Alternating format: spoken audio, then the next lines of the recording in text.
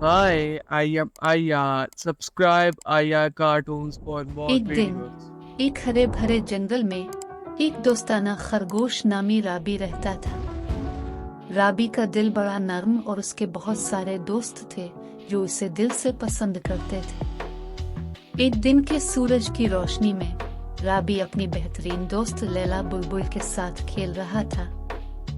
एक बार जब वो खेल रहे थे, राबी ने बगली की पसंदीदा खिलौना, एक चमकीली बुलबुल की पसंद की वसीला तोड़ दिया। इब्तिदा में राबी को डर और फिक्र का सामना हुआ।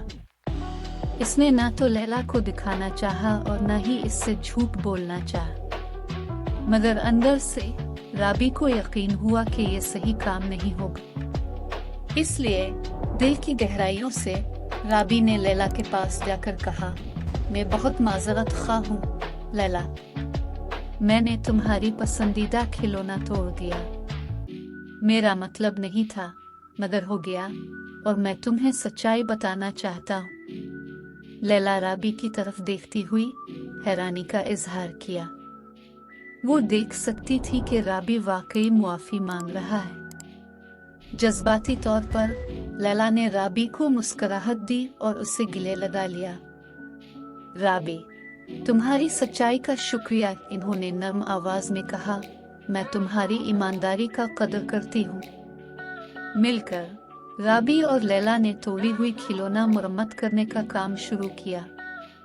अगरचे ये पहले की तरह चमकदार नहीं रहा, लेकिन ये लैला को खुश कर दिया। उनकी दोस्ती मजबूत हो गई क्योंकि राबी ने अपनी गलती का इकरार किया और उसका जवाबदेही बरती।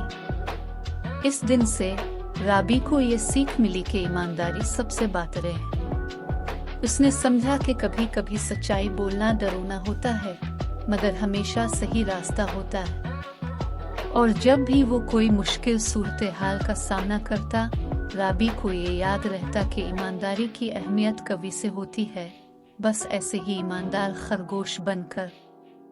और इस तरह जंगल के दिल की गहराइयों में राबी खरगोश ईमानदार दोस्त के तौर पर मरूफ हो गया। और उसकी कहानी ने सबको सिखाया कि ईमानदारी और दोस्ती कितनी अहम है।